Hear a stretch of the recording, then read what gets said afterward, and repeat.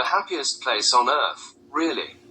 I recommend you watch my Nightmare on Elm Street video as a companion to this. In 1987, the year Reagan brought Pope John Paul II over to survey the Church's purchase of souls, that being the United States. Why?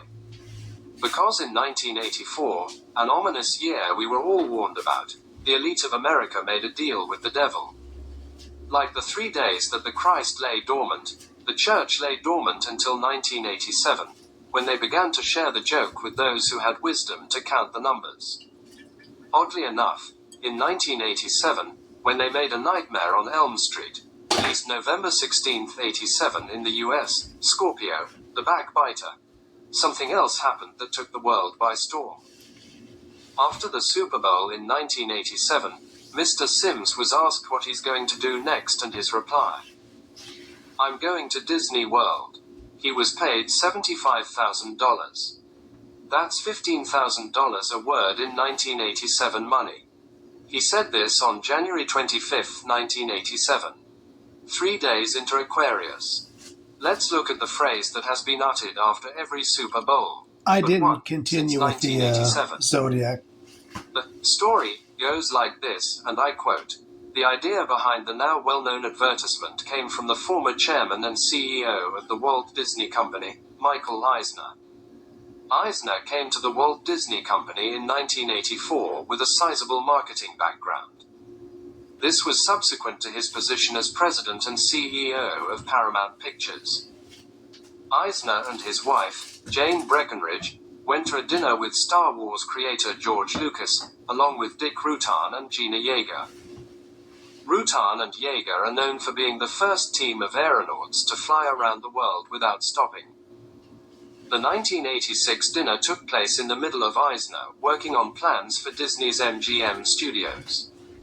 In the course of the dinner, the discussion turned towards Rutan and Yeager's continuous flight earlier in 1986, and Eisner inquired both Rutan and Yeager, "Well, now that you've accomplished the pinnacle of your aspirations, what could you possibly do next?" Rutan's response would go down in history as she responded to Eisner's question with this: "I'm going to Disneyland."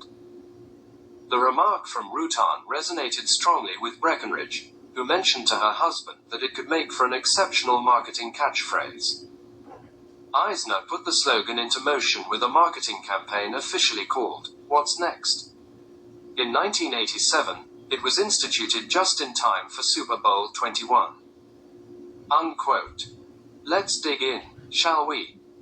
Apparently, Eisner became chief executive officer of Disney, and he started the Eisner Foundation with his wife in the same year of 1984, we were warned of.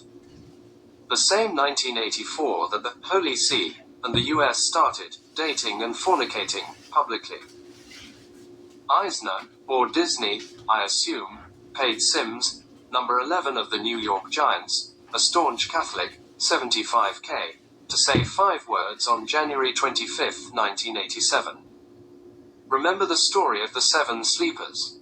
1654 to 1963. In A Nightmare on Elm Street, they, whomever they are, equated God with 1111, or Freddy's 4 knives that make a 1111 cut in the movie posters. Keep in mind, though God is not the same as most of us. The US re-established ties with the Holy See on January 10, 1984.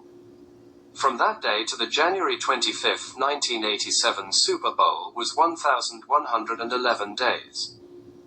The phrase, "I'm going to Disneyland," is 666 in the prime cipher. Phil Sims, the MVP, has interesting numbers, pun not intended, but enjoyed. He wore number 11. So, in this ritual, we'll see 11, 111, and 1111, all together. The 0110 date has Sims number 11 between the 2 place mark zeros. 1 is Vav, or Hebrew for 6. There appears to be a marriage between 2 very affluent religions and the governments of our matrix. Since these ones bring a spirit, if you will, with them, I think I can incorporate them into my ciphers. For instance, since Sims wore the 11 jersey and Sim 11 is 110 in caps added, again January 10th. Remember, A Nightmare on Elm Street was all about the church, evil, and a murder on Elm Street, which is symbolic of the JFK assassination. Yeager, who flew with Rutan around the world. Remember, world domination is the game. 9 days, 3 minutes, 44 seconds. I'm new at this. Does any of this strike a chord with any of you? Let's play. Phil Simms 11 is 1011 in reverse trigonal and 444 in the satanic ciphers. Rutan, who flew with Yeager around the world, is 1011 in reverse squares and 444 in Sumerian. The big game happened 2 months, 22 days after Phil Simms' birthday. 222, he played for the Giants, out of New York. New York, 111, 666. New York 111 is 222, 144, 777, and 666, in various ciphers. 144 is 12 and 12. It's time. These rituals show us that time is circular, not linear. Those 111 and 1111 signs of the beast can be added, in some instances, to this ritual with astounding results. For instance, Yeager 111 is 666 in the trigonal. Rutan, who flew with her, is Rutan 111, which comes to 555 in the Sumerian. I think the numbers all popping up in threes is indicative, or a mockery of the 3 nails in the Christ, but I'm just guessing. Rutan 111 is also 1122 in reverse squares. This number is also all over A Nightmare on Elm Street. The combined presidencies of Lincoln and Kennedy led us to 2 sacrifices totaling 676,442 deaths of American lives. Phil Simms 111 equals 1111 in reverse trigonal and 1986 in reverse squares. 1986, being when the "I'm Going to Disneyland" slogan was allegedly born. The game he was MVP in began 1111 days after the January 10, 1984 marriage between the Great Harlot and the elite of America. Even I could have called this game, but I'm not interested in prognostication. I mentioned that Phil Simms said "I'm going to Disney World" and it made me think. Simms, a good Catholic, didn't say Disneyland, just like JFK didn't kiss the Pope's ring. Obedience, but with a twist. Question. Remember, they said only 1 year since 1987 has had the Disney slogan go unmentioned. That year was 2005. They had a wardrobe malfunction. What else happened? On September 22, 1984, after a 7-month heated battle with the board of Disney directors and a hostile takeover attempt, Michael Eisner and the late Frank G. Wells, H.G. Wells' Time Machine, anyone, were announced as CEO and COO of the Walt Disney Company.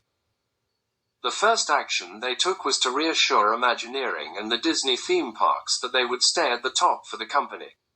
Inside the Magic.net. This, 9 months after the Catholic invasion on January 10, 1984. Who was at dinner with Eisner, Rutan, and Yeager? George Lucas. Who opened Star Tours in Disneyland with Michael Eisner's Disneyland in 1987, on January 9th, just 1 day shy of the 3-year anniversary of the church and the elite of the US. Someone has to supply the circuses and peanuts to the zombies of the apocalypse. Am I the only one who can see that sports, entertainment, religion and politics is the unholy trinity of hell on earth today? That is why time is circular. Lincoln, Kennedy and Booth, Oswald are circular. They encode the numbers, they adjust for accidents. They set things in motion on the news and on your phones, and you act as they predicted you will, and like a critter on a wheel we drive this system with a spirit of ignorance and an unwillingness to escape. They called Phil Simms Prince Valiant in the locker room, they say. Valiant is 110 in the reverse cipher. What about JFK? Was he likened to Prince Valiant? His White House years were America's brief flirtation with grand ideals. He stood there like Prince Valiant on that frigid, long-ago inauguration day and offered words that seemed part poetry and part call to arms. Remember, 676,442 Americans died in wars started by the Lincoln, Kennedy characters. That's approximately 879,374.6 gallons of American blood sacrificed for an entity that none of us has personally ever known, but your leaders know. They know and they worship it. https://www.sportskeeda.com/nfl/how-super-bowl-m-vps-start-saying-I-going-disney-world. https://w. Let everybody get a look at the rest of those.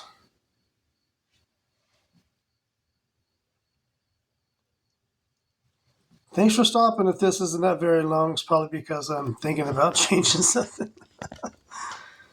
So here's my references. I'd like to thank my subscribers. Everyone, have a great day. I may rewrite this. I'm not sure. Thank you.